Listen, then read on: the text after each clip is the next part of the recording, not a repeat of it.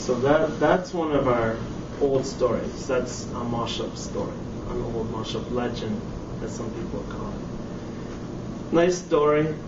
It has information in it, certainly. It talks about people getting along or not getting along. It talks about the fear of change, things of that nature. So there's information in there that's useful.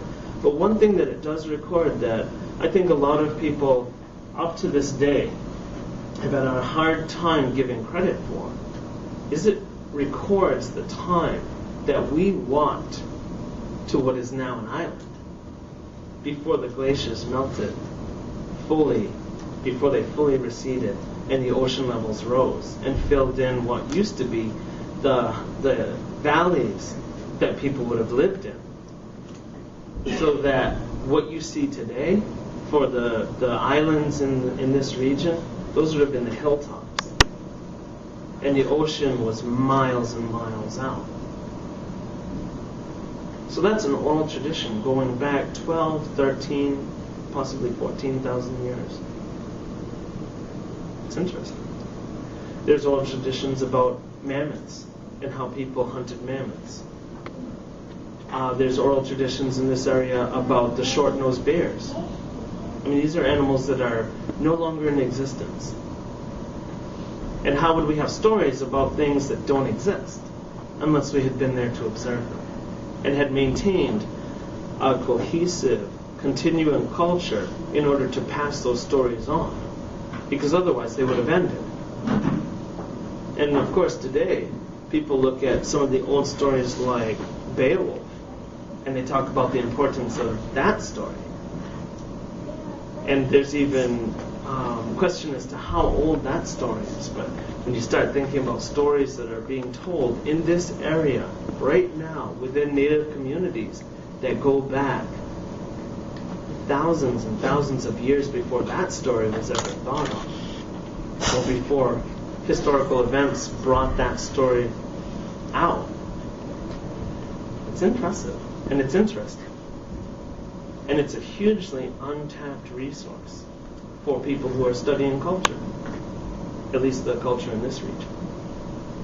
There's the stories in the central part of Massachusetts about the great beaver, and the great beaver that was actually causing a lot of problems and flooding and issues, and the people called to Hobomok, a great being, and Hobomok battled with the great beaver, finally striking it 7 times, and then the beaver sank.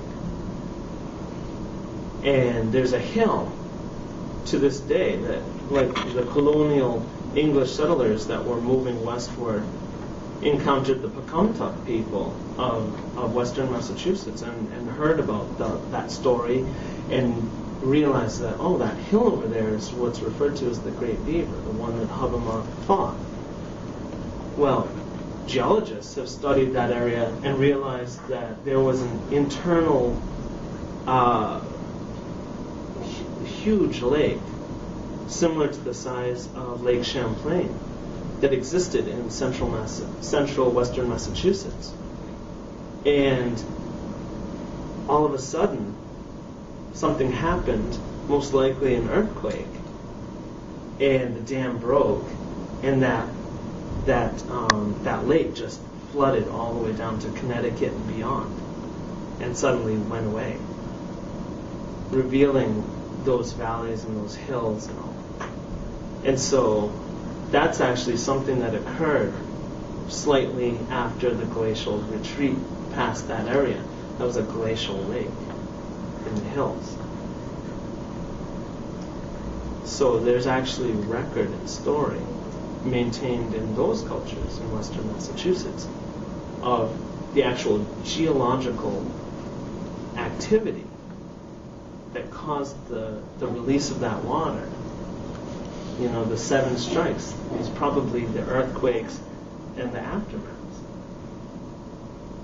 Kind of interesting. And so you just have to question the way that history has been told. For our people in this area, we had such high levels of natural resource that there was absolutely no reason for us to have to go anywhere else for any other resource. It was said by the English when they settled in this area that salmon would run the rivers so thickly that they believed it would be possible to walk from one side of a river to the other side on the back of the salmon without getting your boots wet. Now that's of course an exaggeration, but when you stand over a river and you realize it's boiling with salmon all through the fall, that's a huge resource. Similarly, the people who were fishing in Cape Cod Bay, we know the Portuguese captains sailing with Spanish ships through this area were fishing. We know that the French were, we know the English were, possibly the Basque people before them. Even some theories about the Scandinavian cultures coming all the way to our shorelines because of the sheer volume of resource in the sea alone.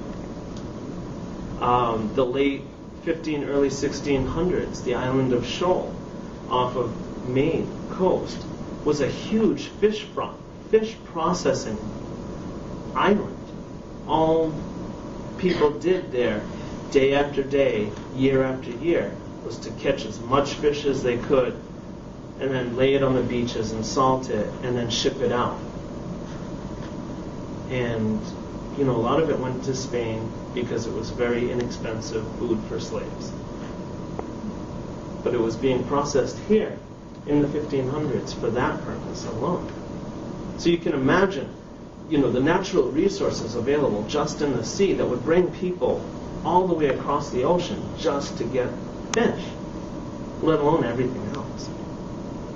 It was said that the trees in New England were so large that some of the chestnut trees and elm trees and some of those types of trees that our people used for instance, the bark was used for building our houses. The wood would have been used for building dugout canoes, ocean-going vessels, sometimes 60 feet long, that held 40-man crews at the time that the English arrived here, with sails and masts, harpoon mounts, anchor mounts, and fireplaces within them, so that you could take these boats out into the sea. With torches, you could sail or paddle by night. You could even catch certain types of fish at night using the light as a lure.